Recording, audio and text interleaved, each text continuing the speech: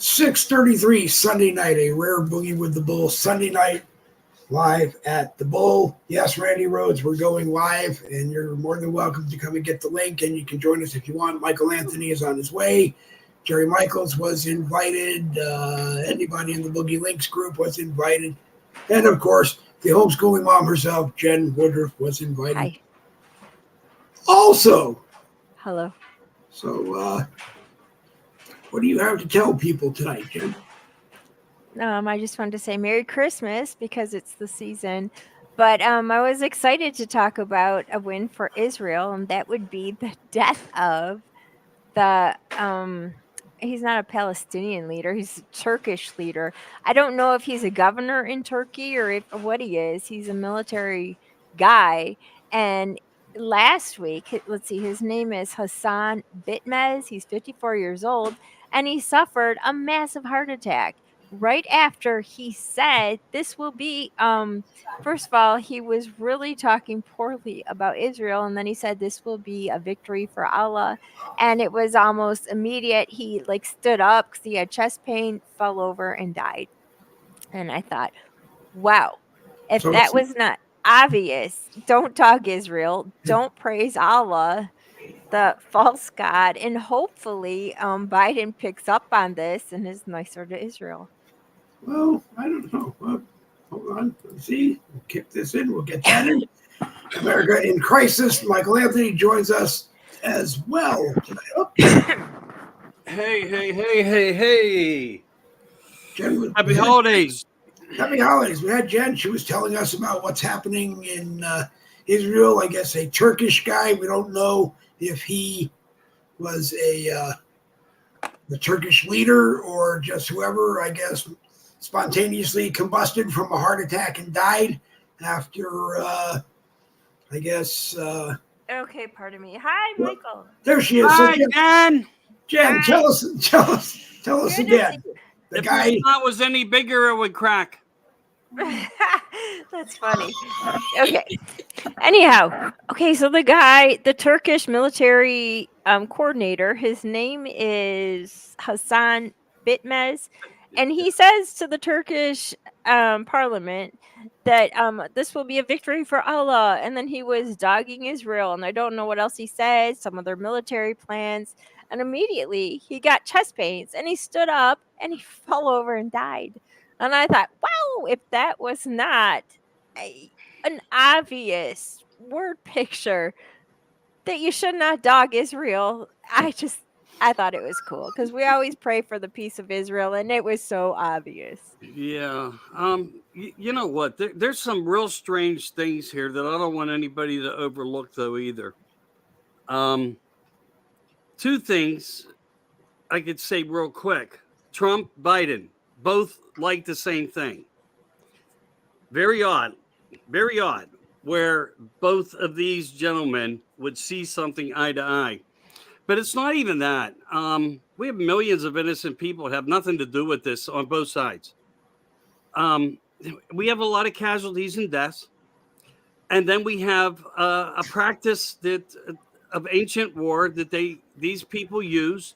They do hide behind children on both sides. Don't let them kid you on that. They have both done those tactics. Maybe not now, maybe not today.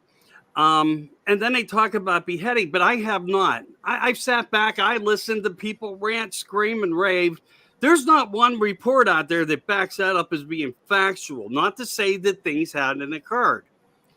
So you have 1,200 deaths on one side, and you have 15,000 on the other, all by the hand of Israel. Now, if that didn't show the force of power you way before 15,000, just like the jabs on COVID. I mean, what the things that we talk, I mean, to me, it's a narration of something very strange. And I think our direction may be being blindsided. And if I go back to when Trump was in office and he visited and, he renamed the capital, Jerusalem, and all these different things that went on, it just makes me wonder if he was in that place that he talked about where these people, You cannot get these people of place and power mad at you. Otherwise, he would even have to hide. So was he perhaps doing something because, let's face it, he was only a president of a corporation. He wasn't the head of the board of directors. We don't know.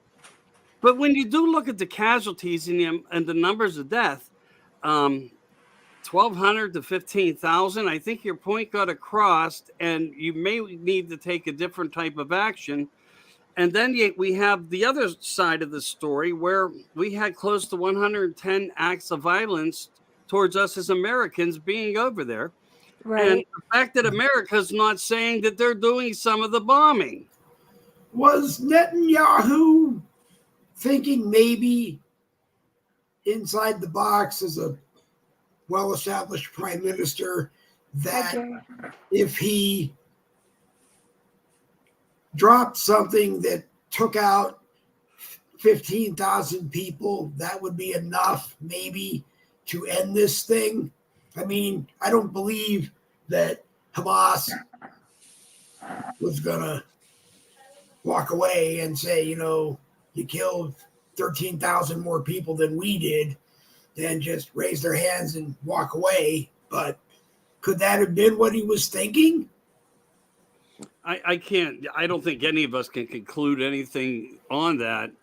But when you know that somebody's more superior in many ways, we have to question the facts at times as to what both sides are really thinking and what provoked this.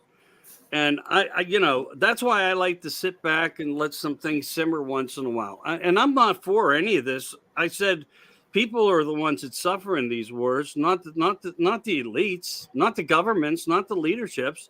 And then we know that there are Hollywood ties to the elites in Israel that are directly related to Epstein. And I mean, look, it's all over the place. It's a terrible roadmap. It's of a disaster. I don't want to pick or choose sides, except I want to stay on the side of all innocent people and children who don't deserve this in their lives. Humanity. That's yes. It's to me, everyone else can go fuck themselves. And excuse that French. And I don't like to use it lightly like that, but that's the way I see it. I mean, what have we not learned in the past 2,000 years that doesn't represent what I'm saying? Probably has some type of credence to it. Again, people are going to suffer at the hands of the elites, no matter what, and the governments. There's always going to be wrong. There's always been wrong. And it's come from both sides. And sometimes they join together to make it happen even stronger. Right. We're seeing that even happen in Washington right now. We really are. I mean, there's people on both sides voting for things that we would object to.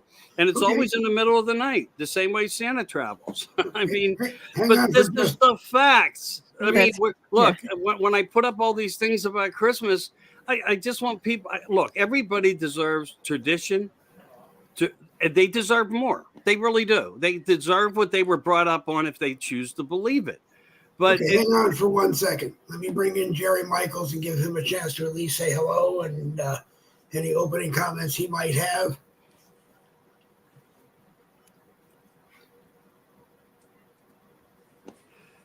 Hello. Hello again. Hello. All right. Well, I mean, but I'm assuming it's Israel and Palestine. Hamas. So I know everybody wants the children and all that. I don't want to stop at all. I want every country involved, and I want to kill every last one of them because I'm sick of this shit. All right. Everybody can call me a monster, whatever they want to do. But I don't care. I do not care about these people. All right. They're the ones that put this government in place. Okay. Not me. All right. They're their own people are killing them. And if Israel is killing them too, the more the merrier, as far as I'm concerned. I keep saying this. Well, look at the fact of what our government's doing to us. Do we take out all America or take out the 3,000 doing it? You have a cancer. You don't want to die. You can have whatever opinion you want, because I No, I believe we should understand go that. around killing them here too. He's Okay. talking about the Listen, these people, for Palestinians. the history,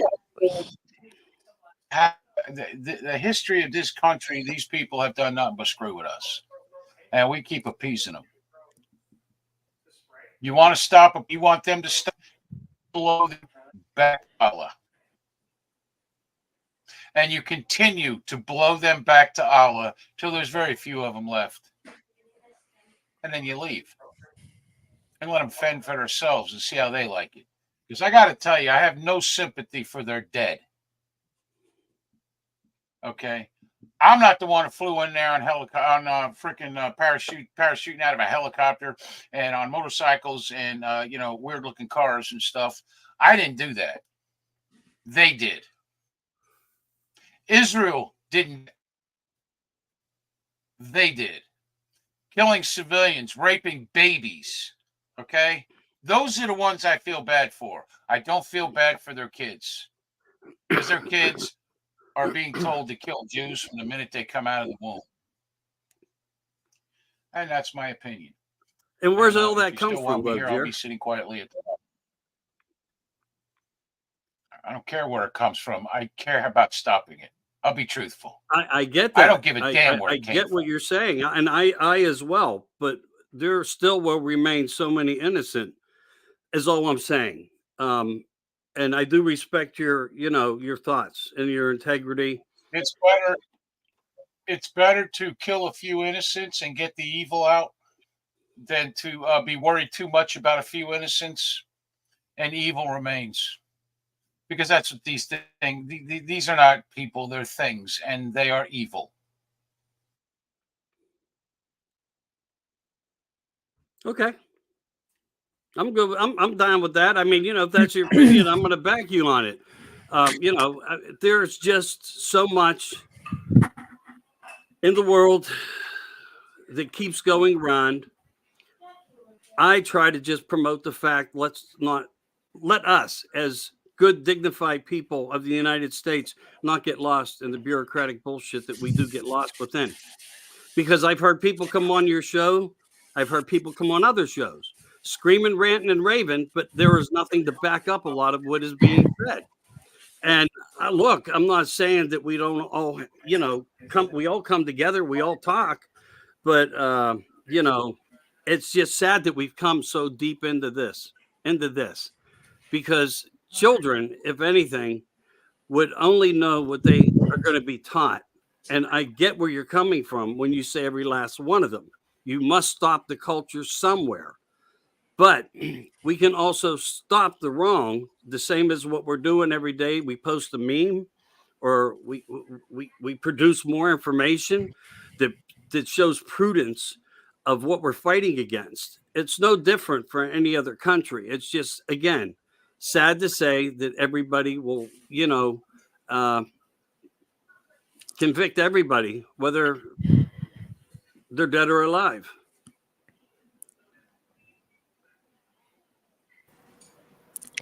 Well, I think all the right, numbers that we were talking. Oh, Robin, hi. Jen. Hi. Pardon me. Jerry's talking. Go ahead, Jerry. Go ahead. It's all right, Jen. Go ahead. We were talking about the numbers earlier, and I get so frustrated because I know that history is written by the victors. And I know that there is a whole slew, thousands, millions more Palestinians than there are Jews. So when I hear the numbers, it's crazy. Of course, there's going to be more of the Palestinians dead. And then, of course, there's going to be more Palestinian hostages than there are Jews. But the problem is there are still hostages. There's still Palestinian hostages and there's still Jewish hostages.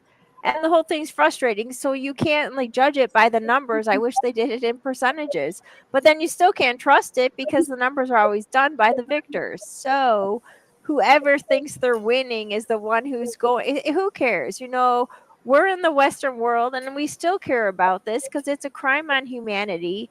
And I hate the fact that it's coming here. And these jihadists want to bring it to the Western world, and they have these crazy plans. And I'm like, shut up. Can we just have Christmas? Can we just do this and deal with it in January?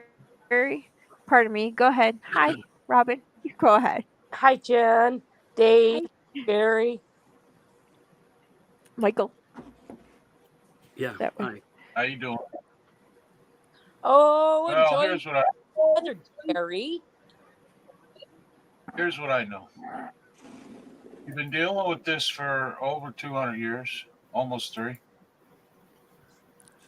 The world's been dealing with it for centuries. I don't really give a damn about all this. Kill them. And you know what? If we do that, we won't have to worry about numbers. We won't have to worry about any of them. Kill them.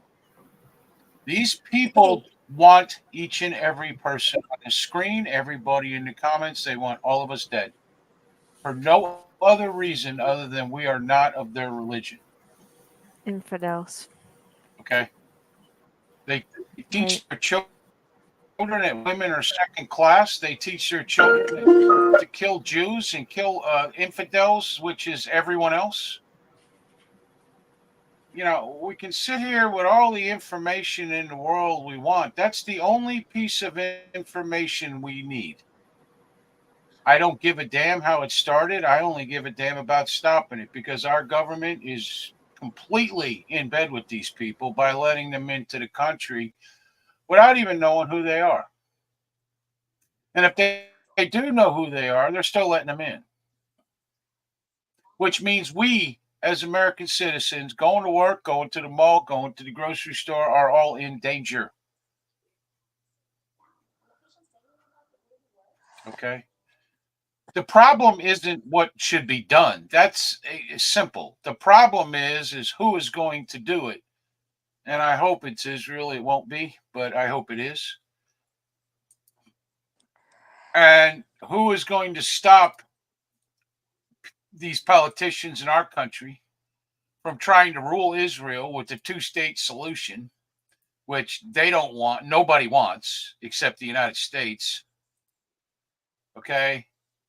Because there will be havoc in the Middle East even more because of the 2-state solution. I mean, look at what's going on now, and they got people living in so-called Palestine.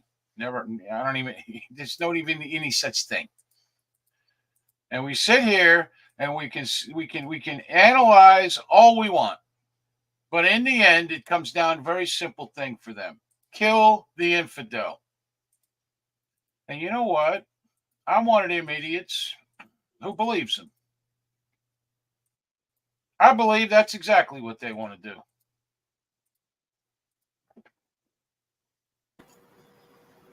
I don't know if I think you're right also. Go ahead, Jerry.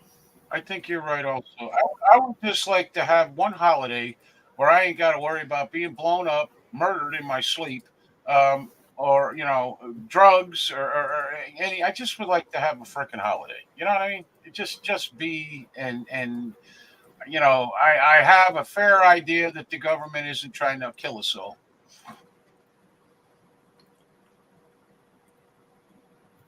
I just don't want to worry about the fact that they're out there and whether or not they want to kill me. I just don't want to worry about it anymore.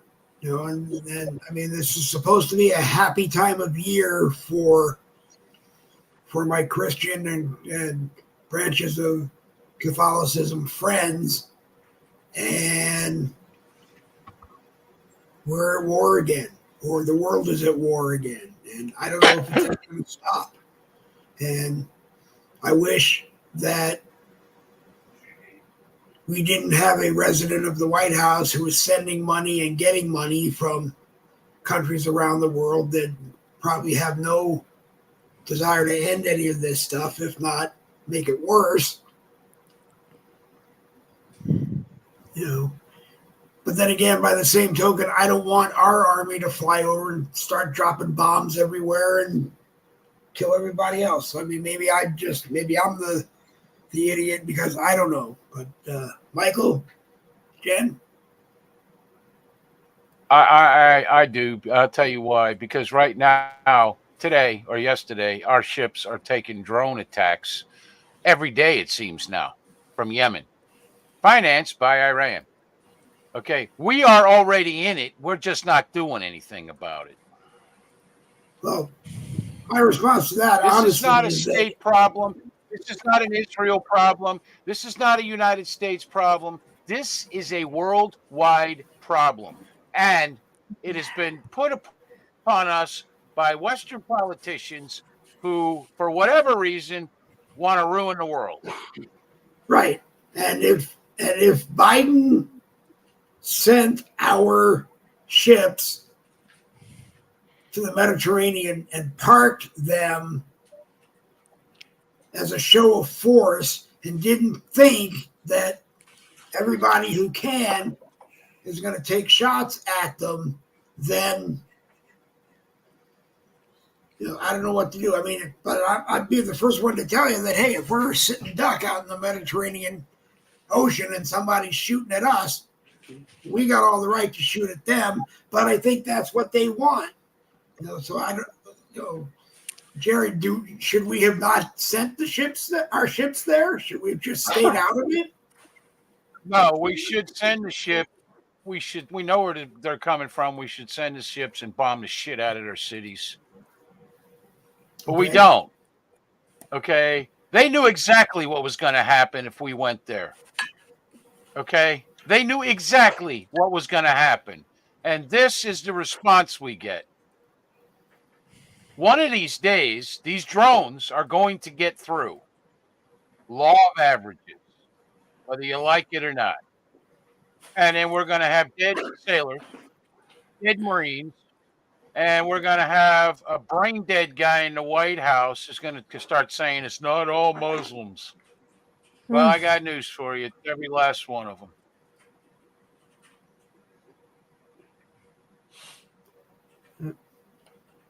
Michael? Thank you. Again, it is what it is, and everybody's going to be opinionated. There's truth out there, and truth is in power.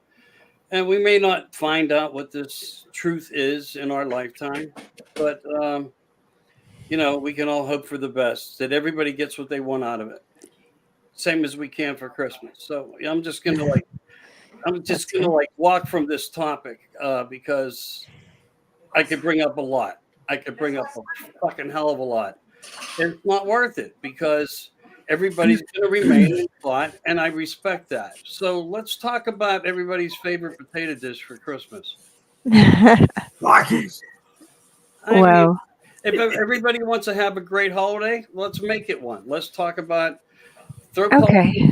the freak out the door, and let's talk about, Jen, I got you back in the day into posting foods. Thank you. Yeah, you did that. Right. I think for Christmas, I think we're doing. Oh, I know exactly what we do. That it's like au gratin potatoes, but they're called funeral potatoes I because heard that before. That is term. that terrible? My husband's like, because he goes to these appointments, he's still battling the treatments to make sure that the cancer does not come back. And so he was describing the recipe to the nurses, and they're like, oh, those are called funeral potatoes. And he's like, dear God, no. It's always like they're au gratin potatoes. Then we looked it up when he got home, and I'm like, yeah, they are. Those are the same potatoes people bring to funerals because it's easy. And it's delicious. It's 5 ingredients. You have the hash browns that are frozen. Then you mix it with sour cream, cheddar cheese, and chopped onion, and then salt and pepper to taste. So it's really good. But yeah, it has a terrible name.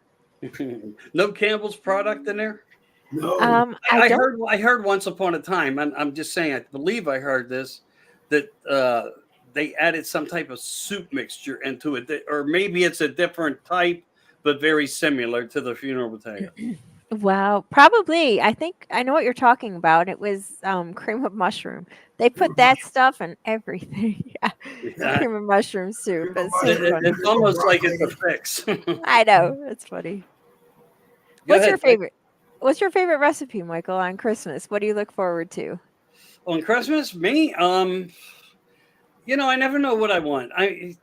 That's being the truth. I all year long I try to be inventive with foods. I enjoy cooking. I really do.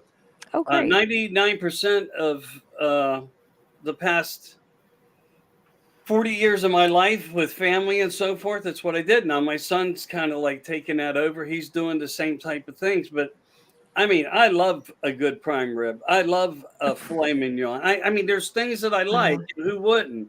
I like a perfect seared scallop. I like. Geez. Oh, wow. I mean, I like a Nürnberg. If anybody knows what Nürnberg is, if you go into the old culture, I love hollandaise over broccoli or over asparagus. Wow. I don't want to say that I eat rich, but during the holidays, it was kind of the special things that you tried to do or you tried to have. So that's just in general some of the things, but I'll never pass up a lobster tail or a stuffed lobster tail, right? Or cracked king crab Alaskan legs. I mean, come on. And what's funny too, when we talk about things like this, there's a political side in religions that tells you what foods not to eat, and they in the books there it does describe do not eat foods of the sea like lobster and shrimp and scallops. And Wow.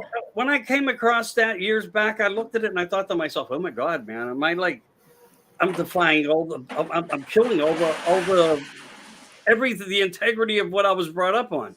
Now I don't so much care, of course, but yeah, so those are just some things. What about you, Dave? Well, it isn't. I wonder if God said, you can't eat this, you can't eat this, you can't eat this, knowing that our free will would be, we'd go and eat it, kind of thinking that it must be sustainable. And maybe there are times when God says, don't eat this because he knows it's really good. And if he likes it, we might like it. And if he tells you you can't have it, then that only makes you want to have it more. I mean, I'd like Jewish boys having ham for Christmas. Yeah. I'd like Jewish boys having ham for Christmas. But I ruin that tradition every day because I'm probably one of the only Jews in Florida that goes to an Oriental buffet and pigs out on the ham dinner on the ham portion of whatever's out at a Chinese restaurant. So, but yeah. Lots of chicken. That's funny. I do some chicken. No, I mean, but it's one of the orange chicken, bourbon chicken. I mean, it's chicken, sesame chicken, cashew chicken. I mean, when you really think about it, but chicken's a very good meat. And if you're creative with it, you could probably eat it 7 days a week as long as you're really balancing the flavors somehow, and giving them balance. I get where you're coming from. Me personally, I wouldn't eat ham at a Chinese restaurant, not because I'm worried about it. I go and I look into their culture of what I like, egg rolls and wrapped wontons, things like that. I don't know, but again, I'm kind of like my own food critic who really has taken that aspect of life and applied it into it because I enjoy it. It's a great hobby. Yep. You are what you eat, and you should enjoy eating it. Well, then I should look like a pork chop. Go on, I'm just trying to make fun of it because I felt really bad that Jerry just cut out. I kind of feel like it was my fault, even though I wish everybody could get what they want. So I hope he understood that. I mean that. Yeah. That being said that way, this is why I don't do shows no more. I mean, truthfully, I if I do them, I'm better off at times just doing it myself, making my statement, and get whoever watches, and hopefully one here does hear it. It helps, but I know everybody's in it for the right reasons, and sometimes we're going to be extreme. Yeah, sometimes that's the best way. Sometimes it's not. I just like having a bunch of people that want to talk, and hopefully everybody's civil to everybody, and everybody gets to say Right. whatever is on their mind, and we laugh and we joke and we drink some wine, and it's not wine, it's Powerade. But we have a good time. Talk about What do you talk what do about you think? wants What do for you think? Christmas. Go Go ahead. Jen. No, What do go you think of fruitcakes? What do you think of fruitcakes? I hated them my whole life. I can't. I know. If someone gives you a fruitcake, I'm like, they don't like you. They're mad at you. the Yeah, I It don't was know. either on sale or you can't. No matter what coffee you have, it's not good. I don't care what you do. I tried making my own, and I like soaked all of the candied cherries and whatever green things in brandy, and I thought, oh, that'll be really good. It was Green candy. terrible. Though it was No. horrible. my belief of the Christmas Yeah. fruitcake was that nobody wanted it. It's So Aunt Bertha made it and sent it to funny. your mom, her sister, who sent it to somebody else, and that same 50 years later, no one's eaten that pound cake. Yeah. It's probably still fresh and ready to go. Oh, that's funny. The thing on my end was my mom used to make baskets for the coffee bars for Christmas presents and sell them, and she always put the panettone, the probably for lack of calling it anything better, the Italian cupcake that will probably outlast all of us, and the fruit version of it, like the fruitcake, is one of my favorites, and I used to beg my mom for them all the time until after Christmas, when she hadn't sold all the baskets. I got all the panettones that were left, so I can. Okay. I love those, but as far as fruitcake goes, nah. To me, the joke would be to just keep sending it, see how they can get it postmarked, try sending it out of the country, and see how many times it might actually come back. Well, that's just that. It's probably one of the biggest regifted items in the world. That's funny. Yeah. I mean, regift whatever you can, but I'd rather have something simple like a butter top pound cake. Right. Things like that. I mean, to me, I'm not as intensely into that. I like apple fritters, and they're very easy to make. People think all this stuff's so hard, and these things aren't hard to make. Even cheesecakes aren't hard to make. Whether you use real ricotta in it with cream cheese, or you just use all 4 cream cheese bars and throw it in with some zest lemon and vanilla and your sugar and basically some egg. You got your blend. That's your cheesecake. Doesn't mean you're eating authentic New York cheesecake. Authentic New York cheesecake, from what I could trace back on it, because I was really into cheesecakes for a while, was the fact that the ricotta was a whole different format, and it was established with that purpose and use of that cheese in Italy. So some people say, "Oh, it's an Italian cheesecake." I tell you what, I've never seen a cheesecake so high. I'm not talking about no graham cracker crust. I'm talking about cheesecake. If I eat anything, I'd rather have an Oreo bottom. Oh my gosh, that sounds good. I don't like honey graham cracker. I mean, to me, I'd scrape the cheesecake off of it. Leave the graham crackers there. Everybody says cheesecake, and I can remember the brand was Royal, and it was in a white and blue box, and it included, I think, the graham crackers that had been crushed to make the pie shell, and then it was a mix, and it was kind of a yellowish whipped cheese, and my mother always put those canned thick cherries on top of it, and that was always one of the big hits at holiday.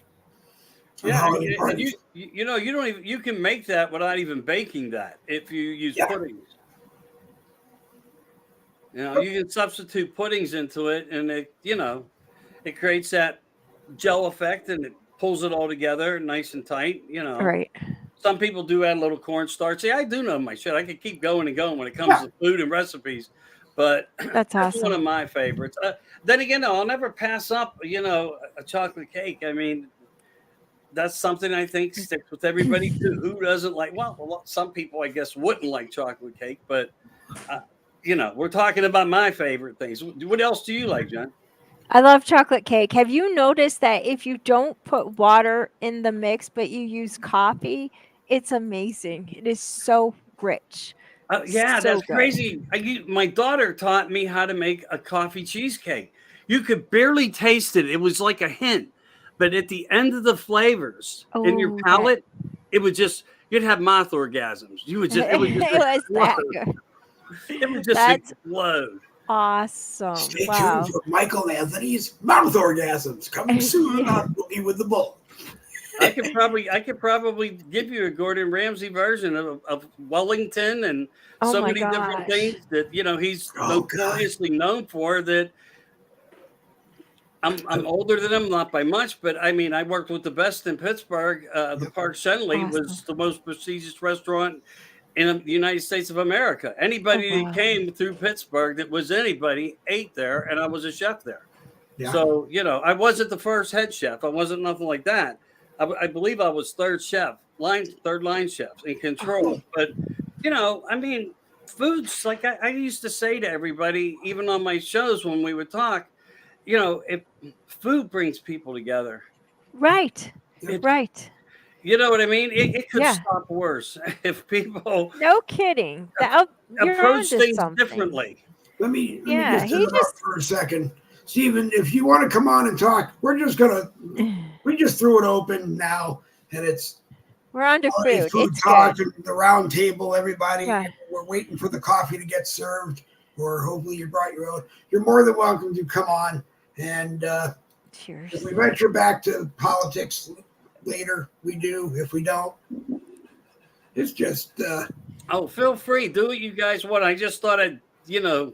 I want to just let it. I I- just wanted to have a light and airy, yeah, exactly. I started with a bomb. Sorry. fun time thing. No, you I'm didn't. thinking we argue enough politics among us. Pardon me. Yeah. during No, the Michael week. solved I love how he brought that up. Food does bring everyone together. It Wouldn't that does. be It wonderful? does. Well, they're all in the Mideastern countries. They eat the same things. My gosh, Israel's just a little. I mean, it's a very small country compared to Palestine. There's got to be some good. What baklava? Oh my God, that stuff Oh is. God, baklava. I know it's amazing. You When don't is want that to. You don't want to see me. feel a war? You don't want me to see the tray of it coming to the table because I will eat it all before it gets there. That is so good. That Oh, filio crust and Yes. what is it? Figs in it, and then the honey on top. It's Yep. amazing, and it's not sick. It could be sickening sweet depending on how much honey. Have you ever had baklava, Michael? Oh yeah. Oh, good. Hi, Stephen. We're talking about Mideastern foods. We're healing the world with food. And you know what? You could, in ways. I'll just say, Right. Maybe that's why they wine and dine themselves. All these politicians the way they do. They probably understand that fact has fact to it. But yeah, baklava, not my fave. I'm going to put it to you that way. But either's Little Debbie. Oh God. Actually, sometime we got to do a broadcast and cover, all the off brands, Little Debbie and this one and that one. Steven, some comments? You can head Twinkies. That's why they sell them at the dollar store. I If they never sell, said anything bad. I'll lower my voice. I never said anything bad about Twinkies. All I said was that a good friend of mine through junior high and high school who went on to become a dairy major took a tour of one of the Hostess Twinkie factories one day, and he said that everyone asked him what the filling was made from. They all figured it was whipped cream, and what the head baker in this one Twinkie factory said, no, it's just we take as much chicken fat as we can get, we whip it. stop. I don't know if it turns white or they color it white, and they they make it as sweet as they want it to be, and that's what it is. It's not bad. It won't hurt you. It's just Oh wow, is that gross? it Wow. sounds gross. Dave, and are it you probably trying to pull is. a zinger on everybody? What? I said it, Dave. Are you trying to pull a zinger on everybody? No. Chicken fat. I'll see Yeah, we're a Twinkie too. I'll see if I can actually find it. If I can get a link from Hostess and find it. I think it's been posted before too. But we're talking about desserts. Dunkin' Donuts killed the apple fritter, as far as I'm concerned, because when I first started eating them, they were the size of a dinner plate. Oh, they were big. Yeah, they were. You could sit there with a good cup of coffee, a large Dunkin' Donuts coffee, and it was a meal. And now they're probably that big, Size of a fist. and shrinkflation. Yeah. My God! and Right. nobody seems to make one. And every once in a while, you'll find a baker that makes a decent sized one, but the price is so high because They've gone out of business. They couldn't afford it. These Right. are things though that these are things we can make. I'm sorry, Steve. Go ahead, brother. There's some bakeries here in Pittsburgh. Dutz Bakery still does the Big Apple fritters. Lincoln Bakery up in Bellevue. There's John Clier's down in Millville.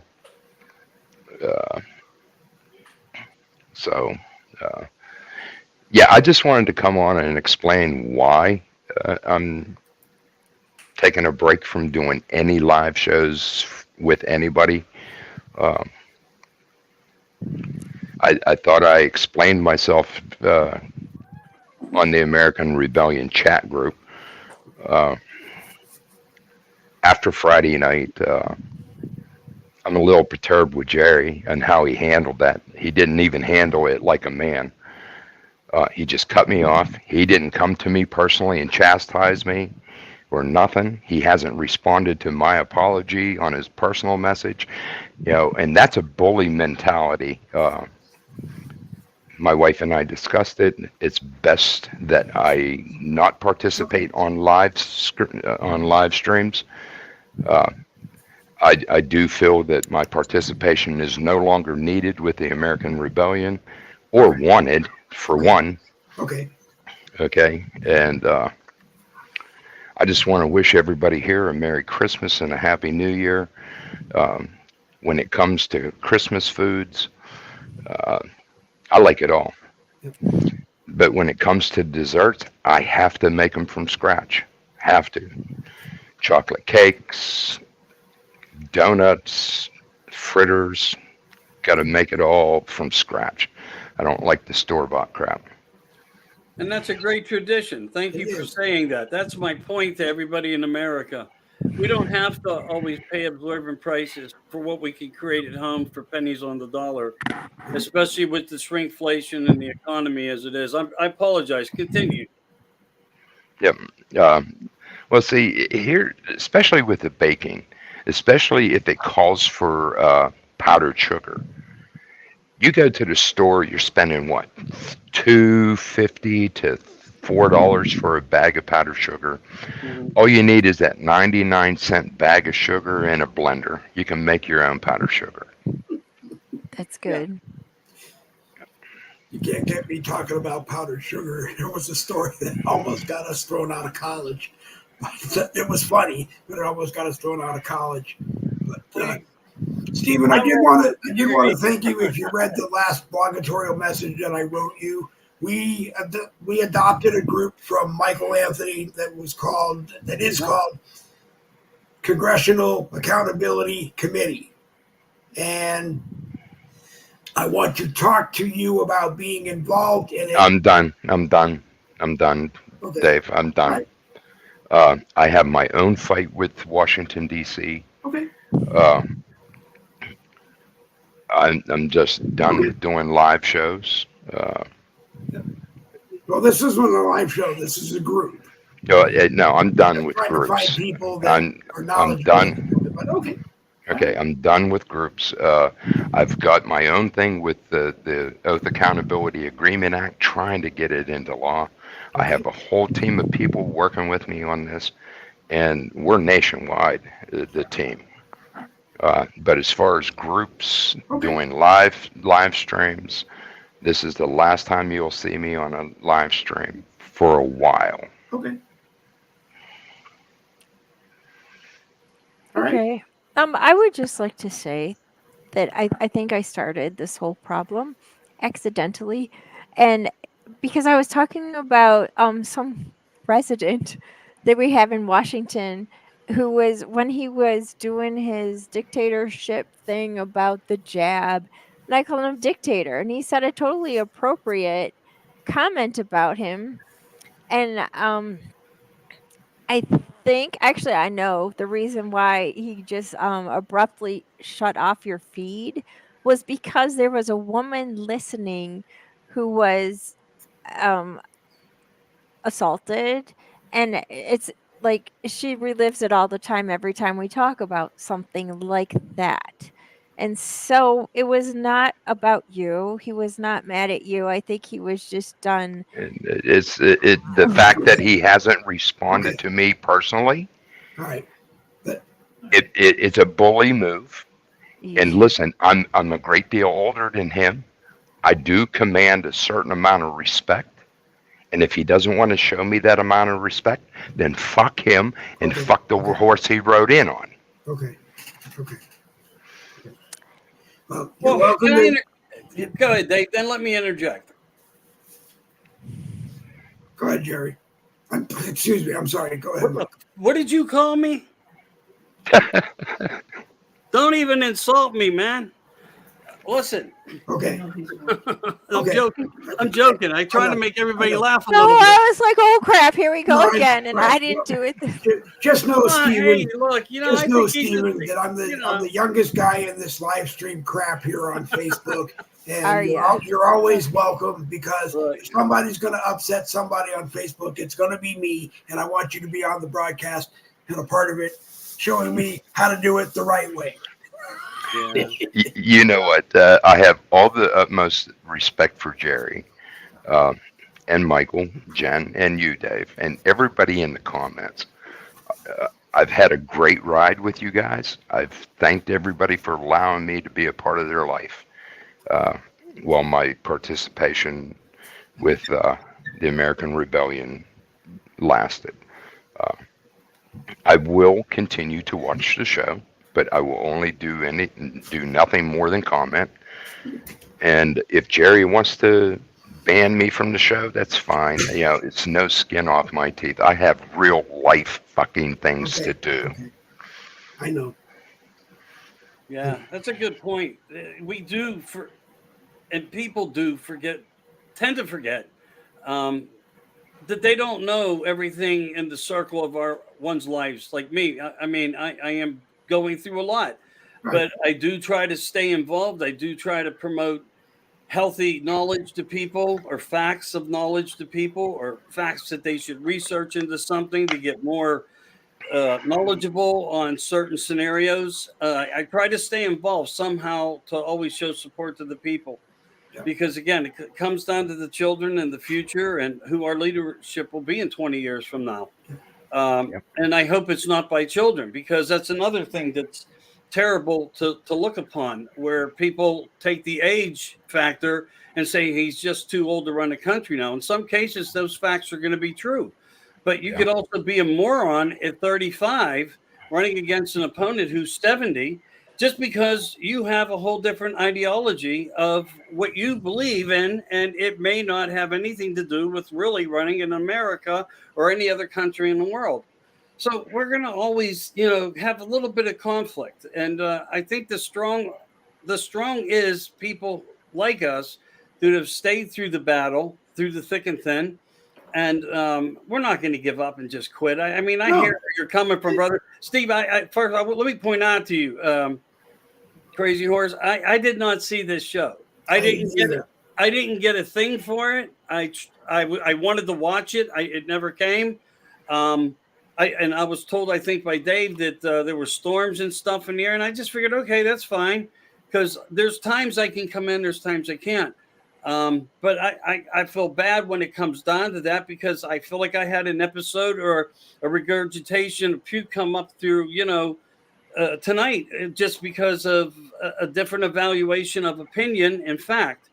And I will stick to my guns on this.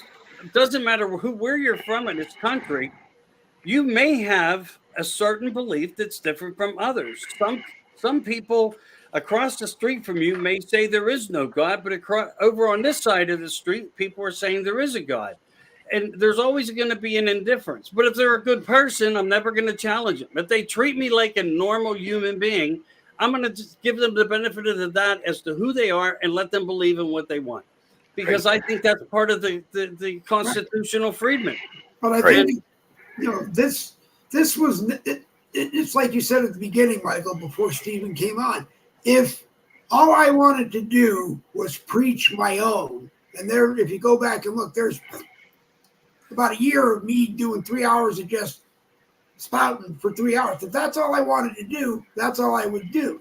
This format of bringing Hollywood Squares live, political or whatever it is, and getting everybody else's feedback. You like that, don't you? You like that when I gave that to you. I did. I do. I really do. I really do. But I like, or even the Brady Bunch intro, whatever it is. That's the Hollywood Queers. Each box is a different person and has a different take. Yeah. Oh, see, I've been saying this for a very long time. When it comes to Americans supporting Americans, and we get into our patriot groups, or we get into this group or that group, the one thing we must do is leave our egos and our personalities at the door. We all have different,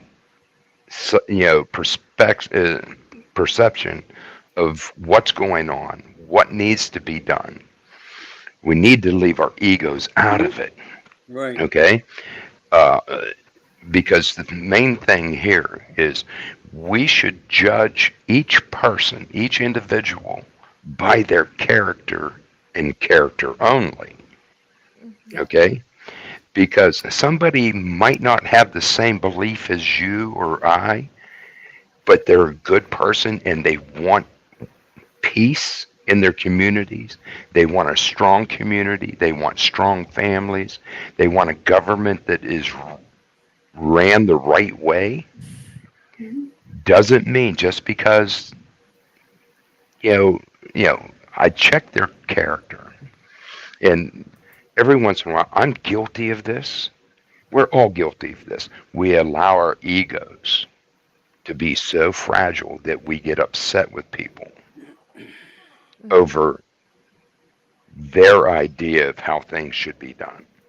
Yeah. I used to tell people when I first started doing this, hate my guts before the broadcast. Come on, have a good time with me. As soon as we're done or you leave, go back to hating my guts again. Just and come I and do. have fun and speak for yourself. Oh my God.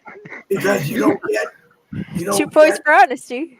You don't get an opportunity to do that. I've been that way all my life. I lost my 2 year. Sorry, Steve. I lost my 2-year radio job. Stephen's right, though, Dave. But I was pulling a #1 slot, even though I fell asleep. When they fired me or told me to fire me, I made sure the #2 got my job and took over and became #1. So okay, man. We know that story 100 times. Yeah, we know that story 100 times. And I'm not trying to be rude to you. I'm not. But you do mention it quite often still. Yeah. But you're right, Stephen. I mean, look, have we not all, even in America, been divided? And in ways. But no, it may not have been a divide. It may have been choice. That's why some people are Baptists, some people are Catholics, some are Episcopalian, some people are whatever. They have their ideas of belief, but we all want, I think, when it comes down to it, at the end of the day, with a nonviolent scenario of opinion, we all want the same thing: peace and goodness. Again, this world has changed, and we've been taught that, and everything that we have seen has supported these scenarios of it. It's a shame when we, as the voices of strength, come out and try to do the best, while the voices who are strong in money, who have had all the answers, are the biggest pieces of shits out there that are running these platforms.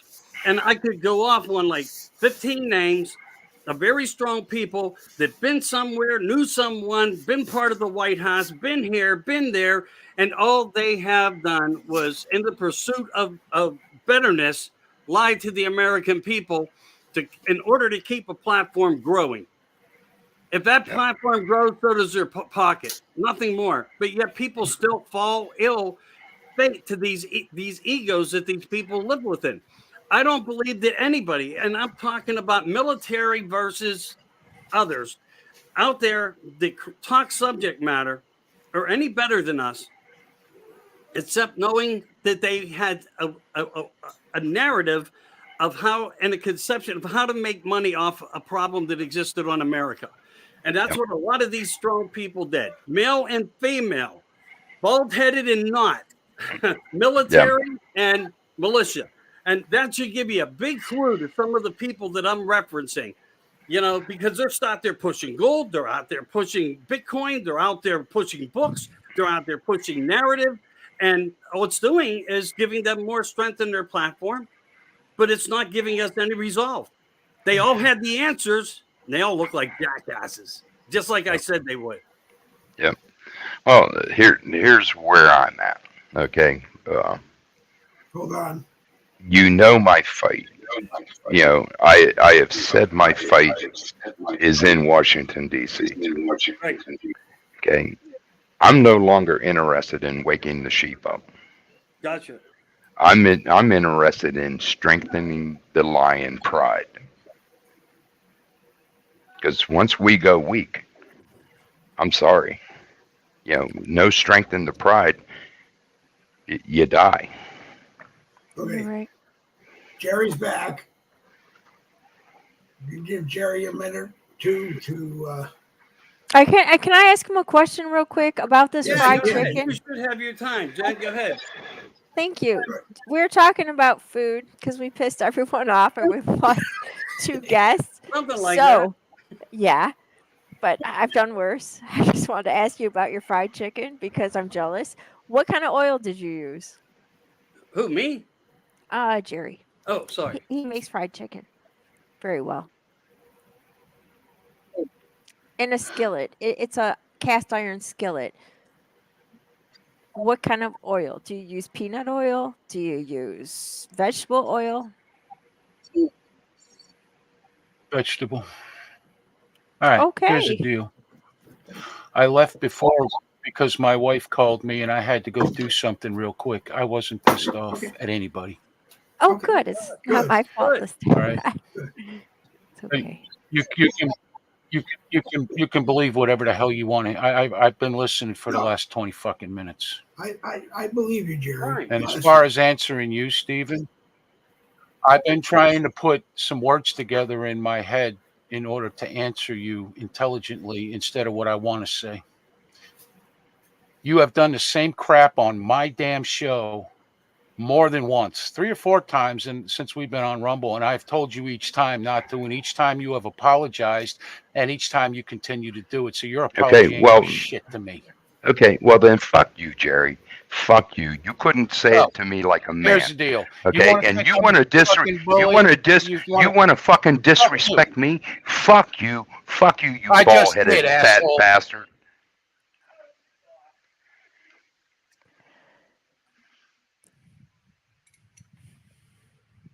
Bye. You ain't running me off of here. There's a lot of people that you wouldn't even believe that are on to you.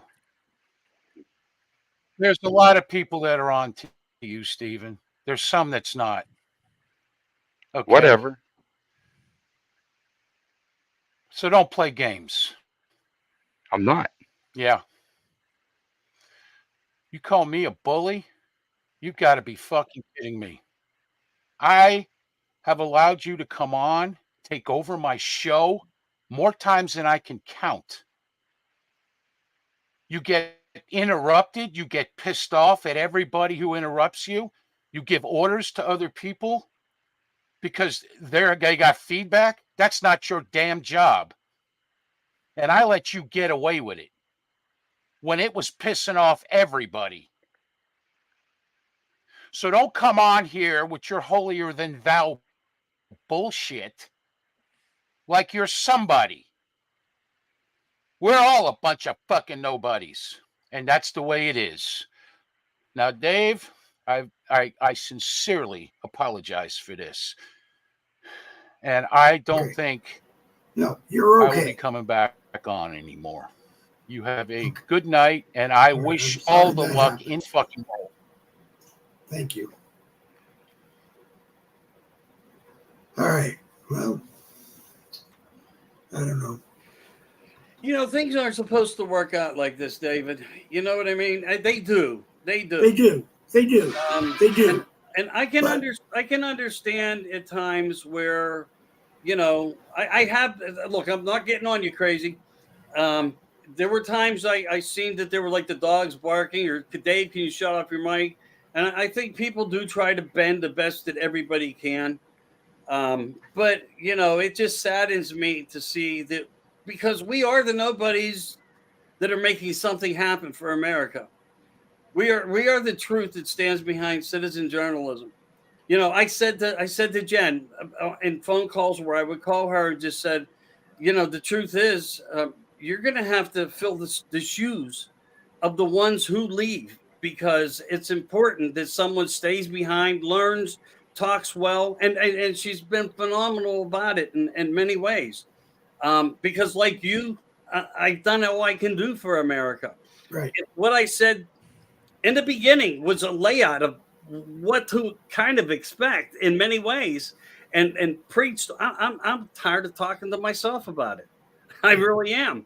And I don't know how to wake any more up. But again, remember, we're all fighting against a narrative of strength of social media and DARPA and the government agencies and politicizing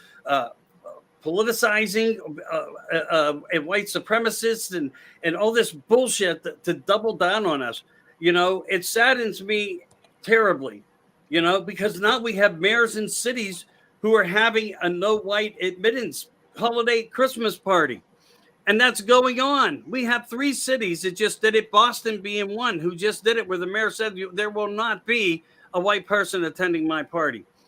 And all we can do is keep unified in some way, somehow. But when our time comes, we face the facts of time, how that time comes. I don't know if we can fix each other any more than we can fix the world. But at the end of the day, when you close your eyes and you go to sleep, you want to wake up for a new day. That's what we all look forward to. Well, there isn't okay, let me interrupt for a second. There isn't a person on this screen right now that I don't want on a book, that I do not want on a Boogie with the Bull broadcast. We're all welcome. I've made a joke for the almost 5 years that I've been doing this. I go live and the dogs are barking and I turn my mic off and I go to turn my mic on and the dogs start barking again, or there's feedback. I tell everybody I smashed it. You know, one night while we were live, I hit the right side of my keyboard so hard I broke it because something wasn't right. I joke about that kind of stuff because I'm trying to show people the 4 of us are human, living the same life. We all are. And you know, we just here, we have fun and we laugh. But go ahead, Steve. I do want to say Jerry's right. He's right. I do tend to get a little agitated. And he's right. That's all I can say. He's right. Well, but here's the thing. Stand up and say that. Okay, yeah. Here's the one thing though. If it's pissing everybody off, and everybody in the comments, you're friends with me on Facebook, send me a message. be an adult about it. Say, hey, Stephen, this is bothering me. You know, be an adult and confront me. Because whenever you go to one person and say, hey, Stephen, he's an asshole, he's pissing me off because he does this, that, or the other, you're not helping me any. And it creates this. Right. Well, our hosts at Meta want this because they want us to be fighting with each other all the time. Yeah, they want, yeah. They want us all to be get fighting. the most views you ever had tonight. You know what I mean? In the history of Boogie with the Bully. I mean, the Boogie with the Bull. Oh. In the history of Boogie with the Bully, I think we actually had 400 views, live views one night, and it was Michael was on. I think Jen was on. Oh, dude, I got you 2,000-3,000 views, more than several times. But see, I never see that. Go on my page. The most I ever see says it right on the views. The most I ever see are about 180, and I never see anything more than 180. So I just, well, you know, they want us to fight with to fight with each other. And you know, I want to say this. I'm gonna keep my mouth shut. Maybe Jen can give us a better topic and take the helm here, please. You know, Jerry said he was listening for 25 minutes, and if I came across wrong, I wasn't trying to. I felt I offended him because of how he 86'd himself from the screen. It just seemed like, oh man, did I cause this? But I'm just saying. So you see how one's perception of something can be misinterpreted. I interpreted it one way. So if he was listening for 25 minutes, I think he may have heard it because I said it. And if he didn't, I'll be clear to him because I feel he deserves to know that I said it. I didn't mean for anything to come out like that. And all I ever wanted and what I do is to allow everybody to get what they want. Right. Yep. Let everybody get what they want. If I they want death to people, let them have it. Let them focus on that. Let that be their strength. Me, on the other hand, I want to see the innocent have the freedom to live. I mean, not all of anybody in any culture is bad. It's bottom line. But I'll send an apology to him as well, just like Crazy Horse just did, and just say, Jerry, you know, I didn't mean for anything to come out wrong. As you always said, a healthy debate is a healthy debate. You welcome everything and no one's judged for it. Everybody goes home. So I hope you give me that part of it and our friendship stays tight. I have generally just assumed that when Jerry disappears or pops from the screen, it's usually because his internet got in the way and he can't be here. Because usually he will come back or something happens. You know, so I apologize if that set the tone. But you know, well, I just want to say one thing. You know, just like brothers, anyone with brothers, you fight. You have little spats. I love Jerry to death. I love the American Rebellion show. Hope we can put this all past us. I will continue to watch the show. I will continue to subscribe on Rumble because that's how much I believe in Jerry's platform. And with that said, I'm just going to shut the hell up. I'm telling you, from what I know of him and Michelle, they awesome people. Seriously, it is like water off a duck. That's what it's like with him. This is so embarrassing, but I have to tell you because it's funny. And Jesse always teases me about it too. He's like, "Are you wide awake? Do you need coffee?" I'm like, "Yeah, I would like some coffee, please." Because one of the shows, I don't remember what was going on, but we were up. So it was like insane. I don't think we even went to bed the night before. I don't know. There was a cop involved. I think someone got in an accident. One of the kids. It was fine though. Everything was good. I was just dead tired and I got on the show. And so I did the stupidest thing. It was in the early days before I really it was like right after I started doing shows with you, Michael, and with Beth. And then I was on the American Rebellion. No, I was doing the JJ McCartney show, and then so sad, his show ended. But anyway, so I got picked up by the American Rebellion, and it was so fun. And we're doing the show, and I was so tired, and so I didn't understand how everything worked. So what I did is I just clicked off the camera so no one could see me, and I just fell asleep. I was sitting right there, and I fell asleep. They could hear me breathing in the stupid mic. And, oh my God. He told me afterwards, he's like, if you're going to fall asleep on the show. And I'm like, oh my God. I had no idea. It was embarrassing, but it was like water off a duck. And I brought it up, I think, like a month ago. And he like didn't know what I was talking about. And I thought, wow, that's awesome. It's wonderful how forgetful some people are. If he really is, that's awesome. See, Dave, we all forget. We all go through that. Oh, Right. Dave forget. Well, Dave's the only one here who has a valid excuse to forget. No. Don't give yourself all the Cheerios. With the milk. 15 minutes after the broadcast ends, I can't even remember it was Cheerios that I ate. So You're right. It might Oh have my been the dog Dibbles. That's funny. all right. All I know is you guys make me laugh. That's awesome. And when we talk about subjects, We have to. yeah, Go ahead, Steve. when we have subject matter that we all pretty much feel very strongly about, I feel like I'm doing my part in giving my firsthand knowledge, my firsthand experiences. So Well, that's.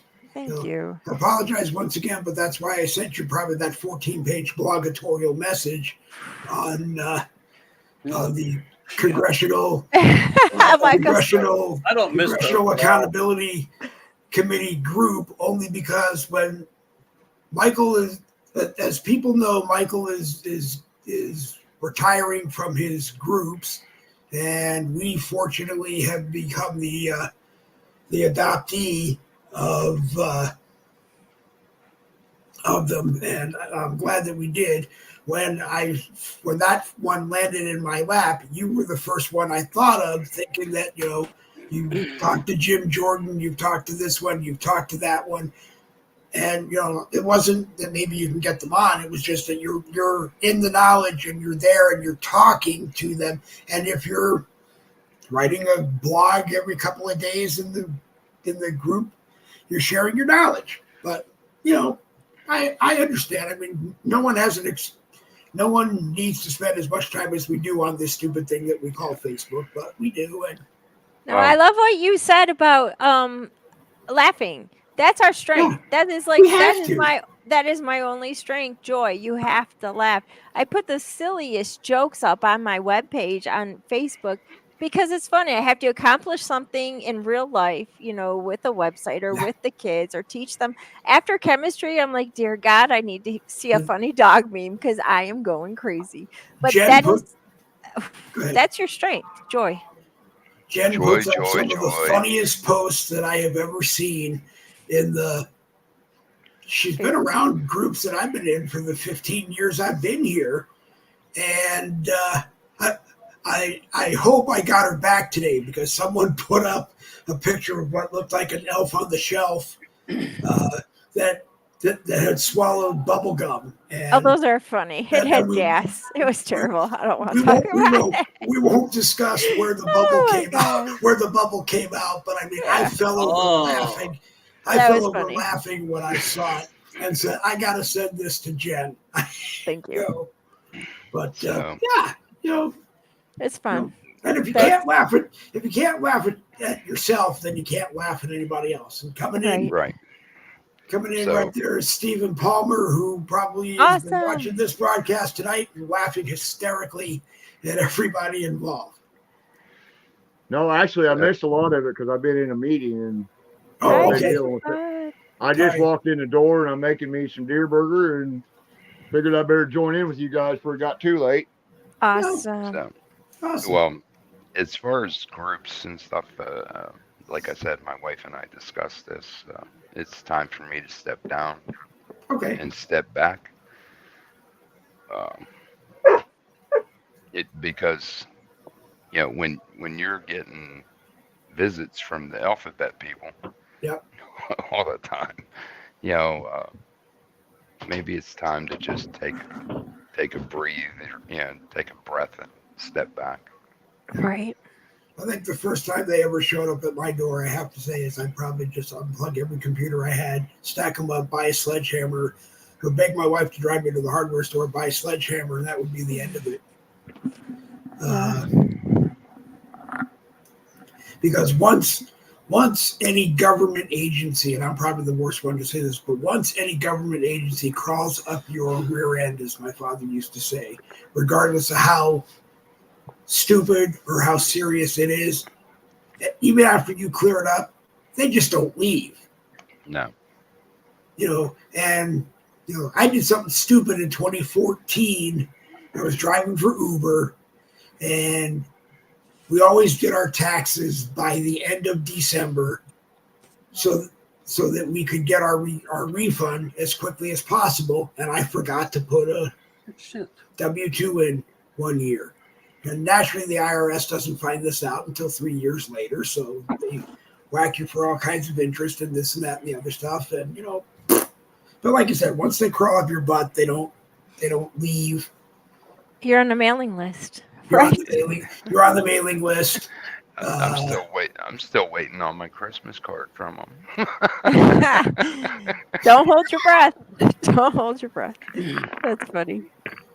Yeah, but that's the main thing. Is just coming together and trying to tell anybody who's watching what we think is important and they may want to focus on or at least look at. And then at the end of the night, it's like I said, the first thing I do after I turn off the mic is think what we did for the time that we were on, and just say to myself, hey, if one person watched, thought about something, and did something, we did good. Awesome.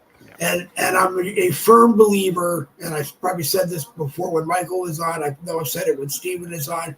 I don't believe that Facebook ever, in the 5 years I've been doing this, has ever accurately reported the live views to me, because they don't want me to know. And that's not my ego talking and saying that they don't want me to see that we're getting 180,000 views if that's what we're getting. It's because they don't like what I do or what we do, so they don't want us to know that the views are that great. I got to tell you, though, we must be doing something right, because after 5 years of Boogie with the Bully, we're still here. They haven't kicked us off. Good point. But here's some of why I don't want the groups, and I already told you, I really truly believe we're going to see more things. It's going to probably get much worse, and I would just say stay prepared as you can be prepared. Oh yeah, more is going to be inevitable. We're not through this year. We're only starting to face up to it. It's going to be a long hell of a year with a lot of things that people aren't going to know how to deal with. Right. And I really believe that we're going to come into that last play and fall of America. So stay prepared the best you can with that. But when you only have the interaction of maybe 5 or 6 people in a group with 7,000, in every group, and there's 100 of them, some have 300, some have 900, blah, blah, blah, blah, blah. And the interaction is never different, and it's always the same people mass dumping information. Well, how can you get mad at them for mass dumping? They're the only ones keeping the groups alive. So my point is this. They have figured out how to take the groups down by penalizing the people who posted them. So people walked away from the groups. We're holding on to groups with numbers that have nothing in them. They mean nothing. They're senseless. The names have power, but they do nothing for us. They don't. Like the Red is Not Dead. Good, powerful name for a group. Red Mega Nation. Good, powerful name for a group. Taking Back America. Global Army of Donald J. Trump. That is us. That is who we stand for. These little memes and statements and group titles are power. and they attacked us, and they attacked the people as if they were villains because people were going in. So why should I hold on to the groups? You know, it wouldn't matter. I would give them to not anybody. There's a couple of people I wouldn't hand them a dog's, left behinds. But I mean, because some people just steal from you anyway, because I've had that happen as well. And then you have some people in ways. I mean, I've been through every aspect of egotistical bullshit one can imagine, truthfully. And to me, if I can give them to someone who feels they can do something with them, I don't see any better person than you having them, Dave. And I'll more will get sent to you. I know you will. I have some people who just haven't had time because of Christmas shopping. And they said to me, Michael, you gave me the group. You gave it to me strong. It's dead. I've done everything. I don't know what to do. It's better that you take it back. I'm probably handing you worthless paper. No, you're not. You're not, because what we're going to do is disclosure. I think was the largest of the 8 groups you sent us so far. It has just over 300, and we're going through. We're cleaning up everything that you send us, the news feeds, the memberships, and then we're not going to grow to a 25 or 30 powerhouse of groups on Facebook. I don't think that's necessary. We're going to get it down. We're going to close it down. There might be 15 max, but they're going to be groups with good names that have good philosophies. It started with you, and Jen's been with us, and Jerry's in most of the groups. Stephen, I think Ichabod is in a lot of the groups. Stephen Tolliver is joining a lot of them. We're just going to try to save what we can. We're just going to appreciate it. Make the best of it. That's all I'm going to say. And I don't want them back. I don't want them back. I won't give them back to you. No, I want to make a point to that, because some people may say, oh, he's going to ask them. I'm not going to ask you back. I want you to do what you always bother me to do. So go do it. Run with them. I want you to be a part of them. I don't want you to just disappear from all of them, because they're groups that people David, don't. I can't help them. Right. But, that's the point. Right. I can't help. Do you want to know I get more feedback from what I post on my own news feed? I know you do. Well, I got to get rolling. I want to wish everybody a happy or Merry Christmas and a Happy New Year. Merry Christmas. Merry Christmas, Stephen. I hope you have a very happy holiday, very prosperous New Year, and it's a standing invitation anytime you want to come and yell at me. And it wouldn't be a Boogie with the Bull broadcast if the dogs were barking and you didn't tell me to turn off my mic, or if you can hear the fan, because the fan's been going the whole time and you haven't said anything. But here's the thing. Jerry's right. It's your show. It's his show. Who am I to tell people what to do on your show or his? He's right. So with that, okay, I bid you all adieu. All right, good Stephen. night. All right, brother. Take care. All right. Bye. Okay. I was trying to say to him before he left, I want the 180 people that might be the 18,000 people that might be, or the 1,800 people, 18,000, 180,000. I don't care. We're the same people, just like you. We put our pants on one leg at a time. We battle the same things you do every day, and that's all we want to do is come here and show everybody else that we do. And if there ever comes a time that we can't do it on Facebook, then we may have to look at other places. Right. I wanted to go ahead, Jen. I wanted to ask Stephen really quick. When you grind your venison, do you mix it with pork? Yeah, we can. There's also my grandpa used to use saltine crackers, or he used to take loaves of bread and dry up loaves of bread and let them get dry, and he grind it in there too. So I mean, there's different ways to do it. Okay. Do you think it's dry? That was the only reason why I was adding some pork to it, because the meat was so dry. Nah, not really. I mean, you just get used to it. Yeah, you get Okay. used to it. You hang it for a while. I mean, you got to hang it for a few days before you even start working it up. Yeah. Before you How even did process you? it. This is our. It's so hillbilly what we did, but how do you get the skin off the deer? With a skinning knife. Yeah. Jesse would cut it around all the limbs, Trusty you old know. skinning knife. Yeah, he would do that, and then he'd hook a chain up to it, to the Hang it upside skin. down. Hang it Yeah, upside he. down, skin it off. Then you eh, can, once you get past a certain point, you can grab a hold of it and peel it down all the way to the front shoulders. Then you got Yeah, your little, he yeah, he would yeah. put a chain on it with his truck and drive the truck, and it would just come right down, and it was Oh, so. I've seen videos of people doing that, but I just did it all by hand. Yeah, it was so hillbilly. It was funny, but that is that is good eating. I'm glad you got that. That's awesome. That's what I'm What? having for supper tonight, is a deer burger. Oh, delicious. That's awesome. Good It's stuff.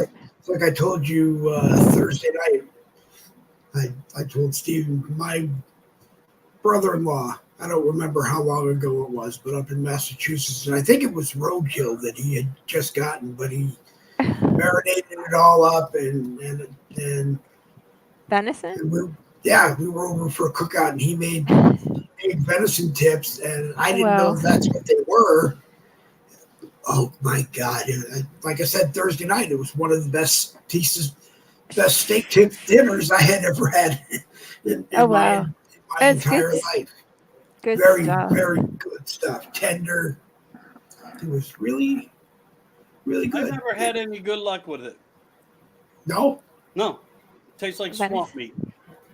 Well, you got it. It's how you clean it and how you skin it. You got to get all that fat off of it for one, and Right. you got to get them blood. You got to get them tendons and blood veins out of it too. And wherever you shoot it at, whenever you go to skin it and hang it, you don't want to use any of that meat right there around where the wound is, because that blood there, it makes it go bad quicker. Tallow. So, and you don't. I just wash my meat off. A lot of people soak it. I wash it off, get all the crap off it, wash it off real good, and then I run it through the process. I don't soaking it. I think help keep that gamey taste in my opinion. Did you soak it in a brine? Salt? A lot of people soak it in salt water, but I don't. I just wash mine directly and then I process it up. I don't do any of the soaking. So, but the trick is getting a lot of the fat off, make sure them veins and them tendons are out, and then that's silver skin. And then just wash and not soaking. And I don't have the gamey taste in any of my deer meat. Oh. It took me a long time to learn that, though. I mean, I know what you're talking about. Hell, for a long time, my wife would eat, that gamey taste. But then after I learned how to process it a little more and learn some of the old ways, there's ways to take that taste out. Awesome. Wow. We would cut these little, like bite-sized pieces, like inch-sized pieces from the back strips because it was so tender. And then you wrap it in bacon and then you fry it. So it's got the bacon taste to it. Yeah. And then you fry it and then you bake it in gravy. And it was with, of course, mushrooms. It was so good. They tasted like little filet mignons. There was no gamey taste whatsoever. It was amazing. We are going to have to get you on one night a week, Stephen, either Tuesday or Thursday, or both if you can do it, and do some portion of prepping talk. Michael, you make friends with your deer, though. It would be kind of sad.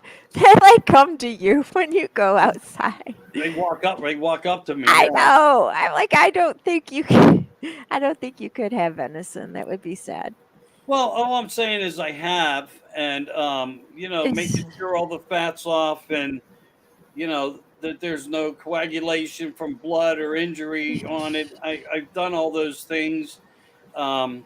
Dry salted, wet salted, also marinated in lime and oranges, and cloves of garlic for 24 hours in the fridge. No, you can't say you can't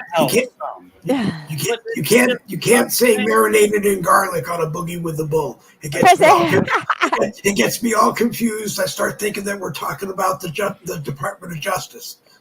Maryland garlic. Yeah. So any anyone who cooks.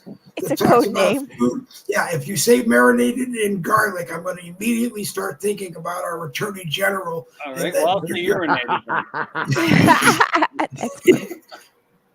I put it through urination process. How's that? It's appropriate. Oh God. That's appropriate too. I don't know. The guy is a stinker. All right, guys. I'll be in for about an hour. I'm going to go watch a Christmas movie. Go watch a Christmas movie. You guys have fun. Love you. Merry Christmas. Bye, Michael. Thank you. Bye. All right. More groups will be coming from Michael very quickly since I have it in front of me.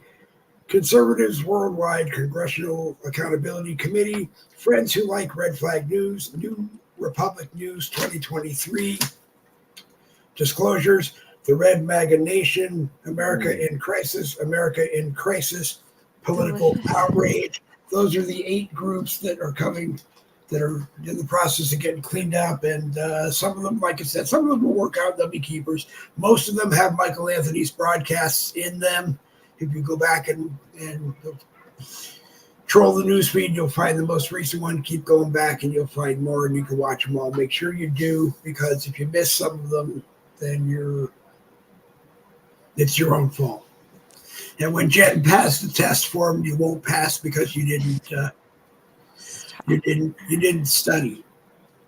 Although, if you need to study for when Jen has the test, the 2020 books, 2020. Oh, those are so good. 2020 A Clear Vision for by America by Bill Muckler, retired Marine captain, and all around good guy. You see him on Facebook Monday, Wednesday, Friday on the Bill Muckler Show. Tune in and watch.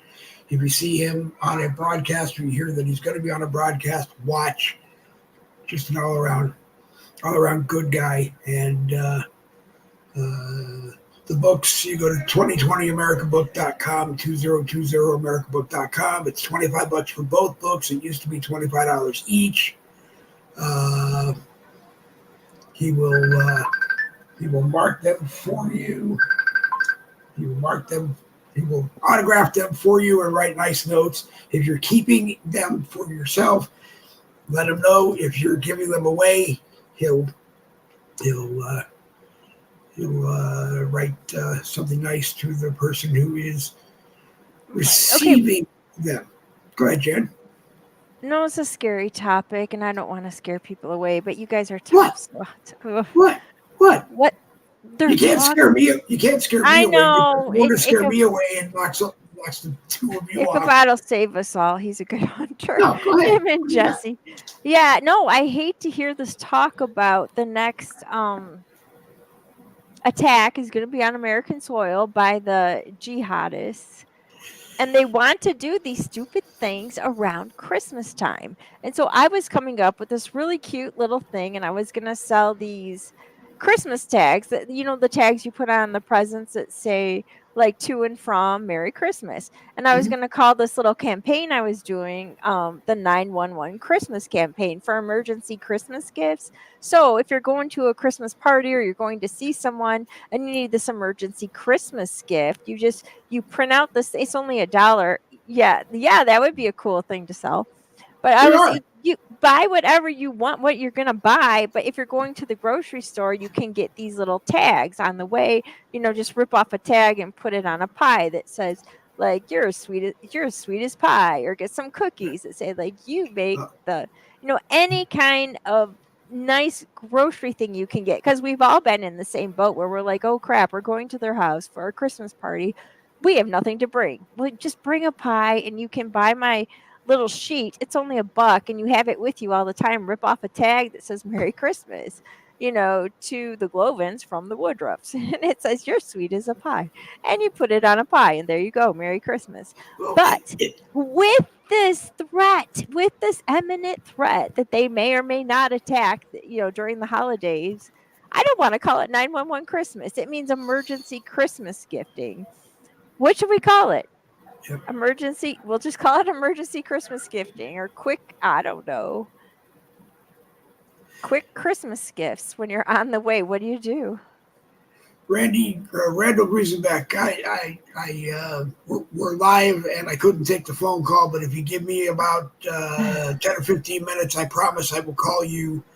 I will call you right back. We're going to wrap up pretty soon, and I will call you.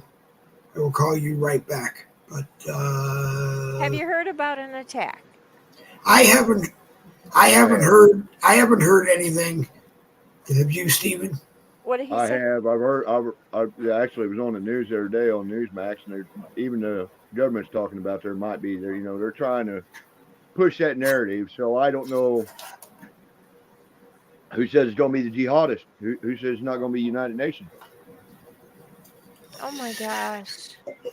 They're here. Wow. The United Nations have been on our soil for a long time. They've had vehicles here. They've been spotted on trains. I mean, yep.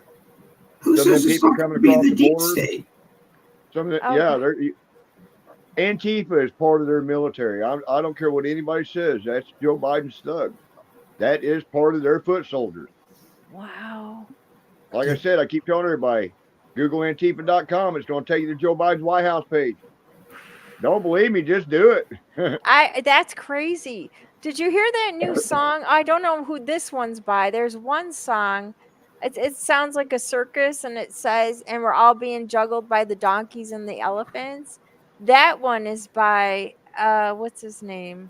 I don't Tom know, McDonald?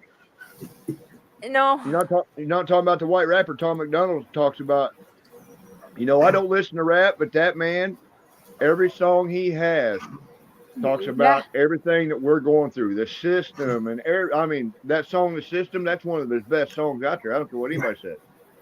Okay, yeah, that's where we learn half our stuff. I'm sorry, go ahead. But and he's all, he didn't get he didn't get a contract or anything. He did all on his own, and he's making it. But I'll tell you what, he speaks the truth in the way he sings. I'm not into rap, but I do dig what he sings. I really do. Right. Randall Griesenbeck, people see him in the live chat. That's Randy Griesenbeck from Night Owl Entertainment. And there are some, I call them conservative patriot musicians. He calls them country. But that they have come. So there's some good stuff coming from there. I keep forgetting the name of this song, but it was a Trump. I don't think it wasn't done by Trump. It was a Trump AI that did it. I mean, it sounded exactly like him, and I'll find it. It's in one of the groups. I can't remember. And I'll get that shared out. Well, there's that one called "The Show Goes On," and they talk about Antifa just being the new rich man's KKK. Rich man, poor man, rich man north of Richmond. Yeah, that one is by Oliver. Anthony Oliver, Yeah, that one. Yeah. The one I was talking about it has the line in it that says Antifa, which is now the rich man's KKK, or I hope it doesn't say the rich white man's. I hope it just says the rich man's KKK. I don't know. I'm a big fan of New Breed and that song "Welcome to Off My House." Ooh, that's good. Have you ever heard it? No. It's really popular. It's talking about coming to my house and you'll end up with a shotgun in your mouth. Bring your friends. I got mine too. My gosh! It hits home. It's about, good. Yeah, it's called "Welcome to My House" by New Breed. Okay. I'll have to. Yeah. What we will do is Randy Griesenbeck. We'll get him on in the near future, and we'll talk about music. And anybody who wants to come and join us will be welcome to do that. Jen, Stephen, I know you didn't get much time. You want to say hasta la pasta? And well, I'm like I said, I missed a lot of the show because I had a meeting tonight. It's something That's okay. I'm one of the leaders of it, so I had to be there.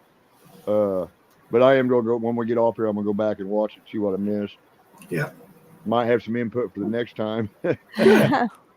But, like we had new members, old members show up tonight. It's like I told everybody, hey, there's 4 things, necessities you got to have: food, water, shelter, and communication. So everybody needs to focus on that. I don't care. It's like I keep telling everybody, if you ain't got a lot of money, you don't have to go buy it all at once. Buy a little bit at a time, a little extra. You got an extra $10, buy some rice, buy some beans.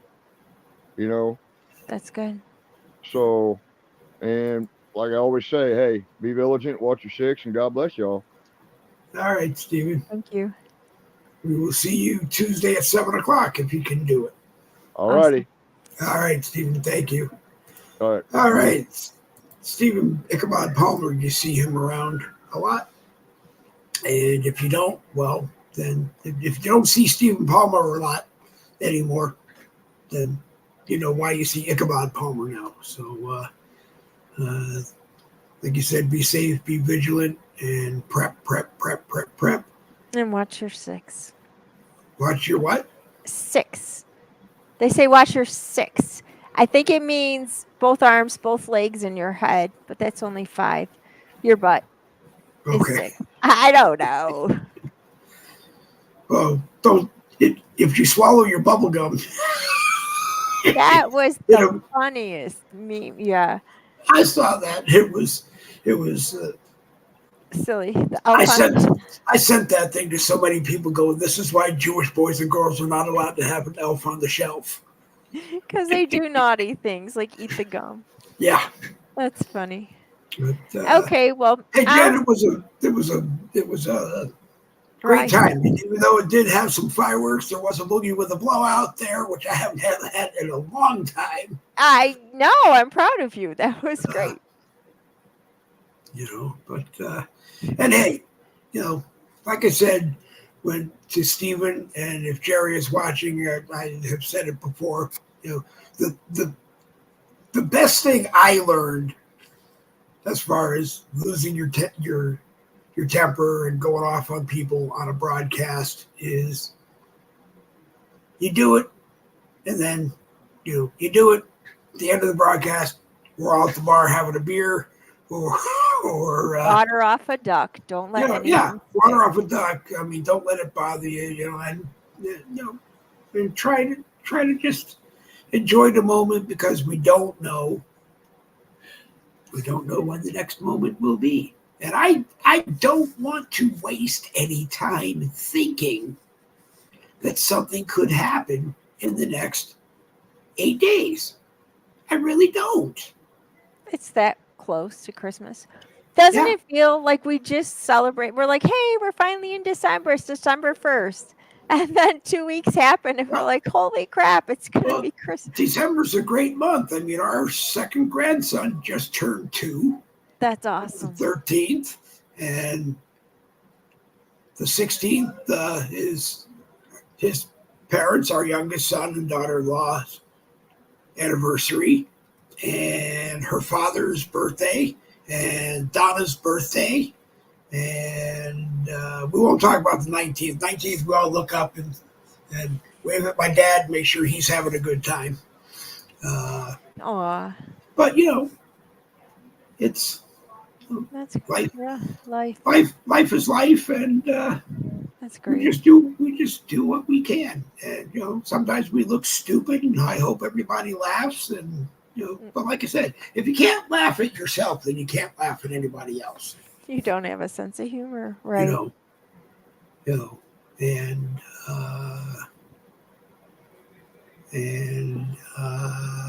Randy Griesenbeck says his wife just bought.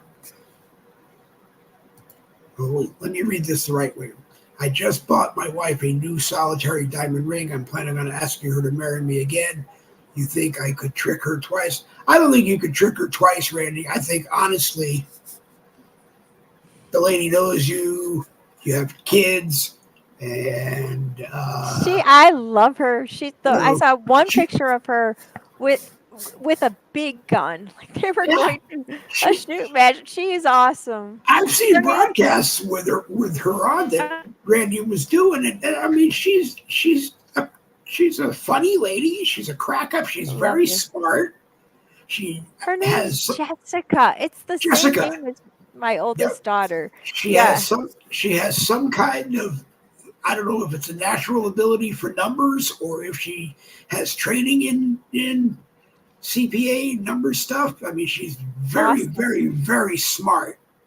And And Randy, unfortunately, is like every other guy I know who goes into business that, just, if you have $5 sitting in your checking account, you got $10 that you're going to spend because you're going to bounce 5 spending it. And, so, That's cool. He got her a diamond. Yeah, he bought her a diamond, and I made a. I want everybody to know. Randy posted something, and on it in one of the comments, he said something about he had just made $2,200. So he just made $2,600, I think. And I commented back to him, well, by the time the management of Night Owl Entertainment pays me my salary for the year, it'll be about $2,200 because that's what it's going to cost me to replace my Chromebook. So we'll talk about it after. I'm not. You guys are funny. I said to Donna today, I have this Chromebook. I got it. My aunt gave it to me 3 years ago. She wouldn't let me pay for it. Her tower died, and it was time to replace it, and everybody told her to go buy a Chromebook, and she bought it, and she didn't like it. And I said to her, I'll give you whatever. No, I said, I'll give you whatever you paid for it. She didn't want to take it back. So I said to her, I'll give you whatever you paid for it. The next thing I know, she said, no, it's yours. And, Oh, that was sweet. But Don Smithers comes on every once in a while, and he's another one who gives technical advice during the broadcast, which a lot of times gets me wired and angry. And I've yelled at him before, and I don't mean to. But the latest problem with it is that I was trying to set up to get a broadcast going, and I sat down and started doing it late, and it kept freezing. And I took my hand as hard as I could. I was ticked off. And I just went bam right down on the keyboard because keys were sticking and now they're permanently stuck. So how's your hand? My hand's great. Hand's great. But I forgot I had this full-size wireless keyboard in the closet. Awesome. And it works fine. And I've told people, the No Budget Broadcasting Company is the name of the company for a reason. We just don't have the money to do it. And we don't want advertisers because, as everybody else says, they buy control. And we don't want expensive talent because they buy control. And or it ends up turning like Dominion sued Fox. Oh. For $1 billion, agreed to take like $750 million, and Tucker Carlson lost his job. And then the next reports that came out proved in some states, evidently, Dominion machines were corrupted and didn't count right. So, let those big boys and girls upstairs fight about the ratings and who they are and who they aren't.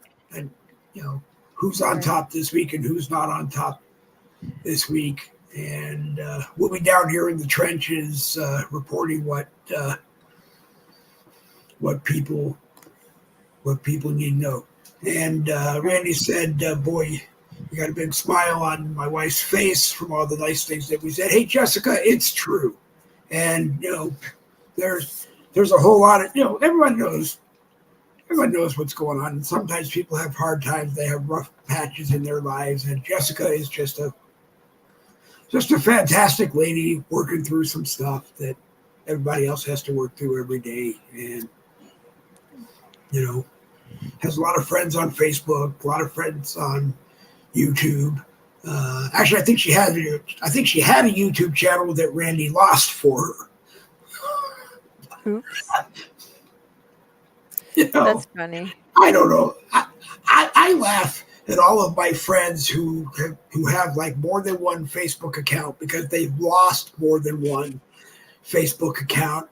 And it's like Randy Griesenbeck is the only Griesenbeck I know on Facebook who has like 100 different Facebook accounts because one is He's on his Randy, that one gets taken away. He's on his Randall, that one gets taken away. He's on his Griesenbeck Randall, the next day that one gets taken away. That's so funny. And that's why I said, I don't understand. A lot of times I will sit and I'll think and I'll go, they nail Jen for every post she put in a group one week and spank one of my groups, and then they're sending me notes in community. In group quality, you got to remove her, or we're going to take the group away, or this, that, the other thing, and it's like, no. I do live for the day, and it's a false fantasy, but I do live for the day where Mark Zuckerberg has to sit before a congressional committee somewhere, in the House and or the Senate, because they both are going to eventually try social media for other sins against us. The First Amendment, and he's got to apologize. And I'm not asking for money. I would just be very happy if he would come on a Boogie with the Bull broadcast, even if it's in the middle of the night when no one's going to be watching, and spend 15 minutes and look at me and just go, Dave, you were right. I was wrong. We treated you like doggy do. Have a nice day. And he boots out. And you'd be like, thank you. I can die now. That's funny. No, I'd just be happy. Plus the only time when the Cambridge Analytica case broke and millions of people on Facebook got their accounts hacked, I was actually one that they told me that Facebook contacted me and showed me all kinds of proof that I got hacked. Oh, wow. The outcome was supposed to be, I think, $10,000 a day for every day that it took Facebook to, at the minimum, secure your account to where they didn't think it would get hacked again. That was 11 days. So it was like $444,000. By the time they whittled it down, it was like 200 and it was more than 200, less than 300 I would have gotten. And then that got whittled down, and I got a year of debit and credit card monitoring, during which time my debit card got compromised 3 times. That's frustrating. Yeah. So yeah, I don't care about the money anymore. I just want my country back. I want my country back. I want social media back.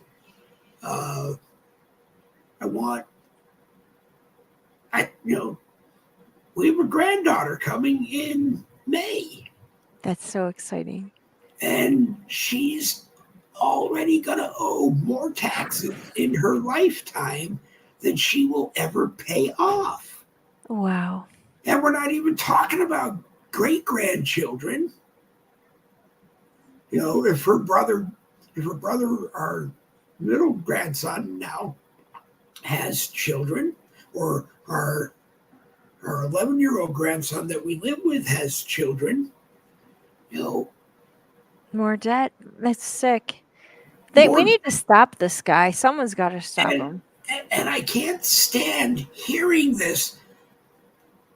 When Stephen was on, or others were on, Stephen Tolliver were on, or even Jonathan Garcia, I think, said it. You were born and they sold you for $100 million to the Vatican. And you can get that. You can go through this process, and you will eventually get it. But it's a long road of affidavits and other BS, whatever you got to do to get it back. It's just stop it. I know. We all became permanent slaves for $100 million that our government doesn't even have anymore. They don't care, right? And money is worthless. I don't carry cash because it's dirty. That's about the only reason I don't carry it. I know. And I never thought that until COVID. I think the same thing. I'm like, I never thought of that. here in Florida, there's a Walmart family store, just groceries, not any other departments, neighborhood store up the road from us. And that now all of a sudden you can use your debit card from your bank to buy lottery. So another reason why I don't need it. Plus, Christmas is my favorite holiday because everybody knows the only thing I really want is a McDonald's gift card. Oh, that's because awesome. It supported my McDonald's mocha frappe habit while I was a professional driver. That's fantastic.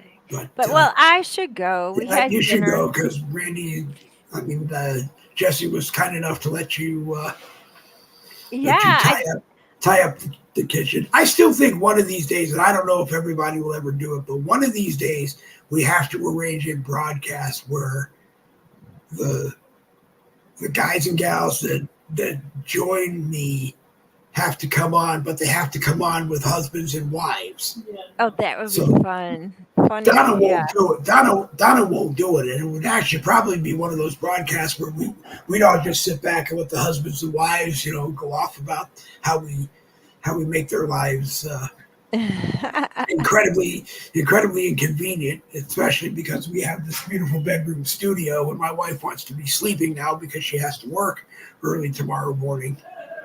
That's sweet. That's funny. All right, Jen.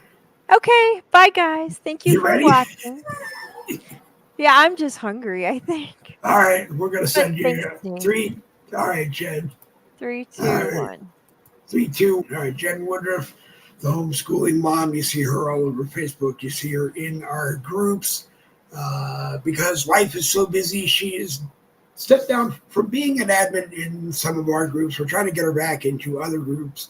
We're hoping that she still posts in all of our groups. You've heard me say it before, and I'll say it again. Not everybody has 18 hours a day to sit in front of a screen and try to have millions and billions of Facebook groups. That's not what we're going to do. Like I said, from what I understand, there could be 25 to 50 Facebook groups that Michael will pass our way, and we are going to go through them. And then with a team of admins and moderators, we will make decisions on some that we are going to keep. Some of them have less than 100 members. Some of them have more than 100 members. And we may try to consolidate some into others. As Michael said, some of them have very interesting names that attract your attention and will make you want to join the group just because of the name. And I hope you do. And I hope that you post in the groups. I hope you share the groups. I hope you are active in the groups. Earn the group contributor badges. Become a moderator if you want. Someday you might find yourself up being an admin. I enjoy doing it. Not everybody else does, but some do, some don't. Glad to see that my friend Edward L. Hudson is back and in good health. And always a pleasure, Edward, to see you in the live chat. And Randy Griesenbeck, let's see, I'm going to flash this on the screen. He's looking for a venue for music in your town, meaning my town, and in the coming 3 months. We suggested to him, I don't know what is involved in booking, but Thorn Hasher Auditorium up the road at St. John's River Community College does a lot of interesting bookings around there, and that may be a good place to see. I talked to people in Jacksonville, and they couldn't really suggest one particular spot, but we'll talk about that at another time and date, Randy. Anyway, everybody got their comments on the screen or during the screen in the conversations between Stephen and Jerry. And all I'm going to say is one of them was not flashed on the screen, and because I didn't want to continue with anything in that realm. It was not my intention to have Judge Bull and put the panel through and anybody watching. But, sometimes things happen and you just kind of go with the flow.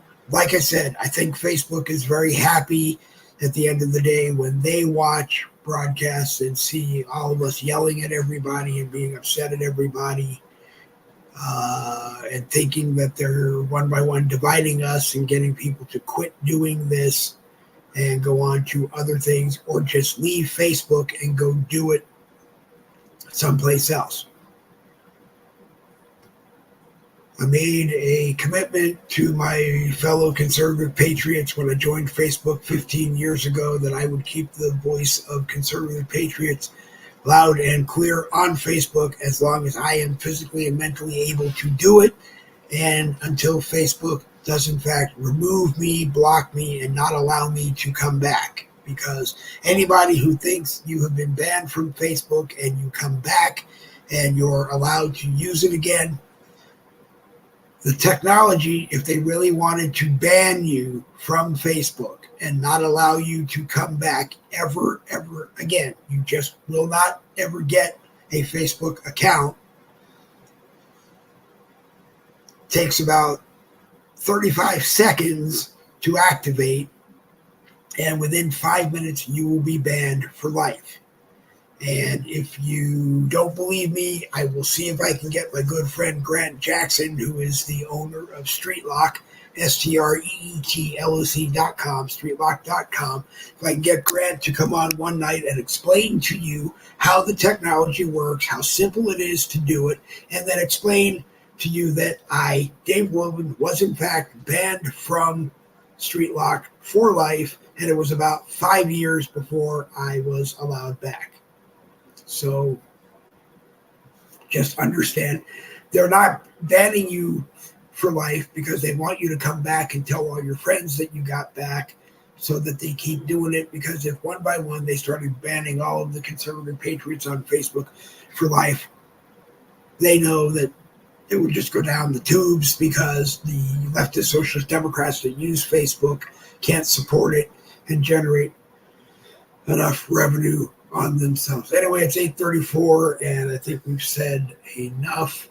The next Boogie with the Bull is Tuesday Night Live, 7 p.m. Eastern to 9 p.m. Eastern here on Dave Bolden and on the Boogie with the Bull Facebook page. I did make a comment, which will be the last comment in one of the groups today, that the reason you do not see Boogie with the Bull broadcasts on the Boogie with the Bull page downstairs here on Facebook is because the only way you can make a comment if you're watching on the page is to buy stars, and I think it takes 200 stars. It's like $2, so that you can make a comment so that I can read it. It's actually not true, and Facebook knows that that's not true, but I'm just not going to mess around with it. I don't think you need to pay me to see your comment in the live chat, and if I can, scroll it in. It's that important to me. It's important to me. It's important to Jerry. It's important to Michael when he can do it.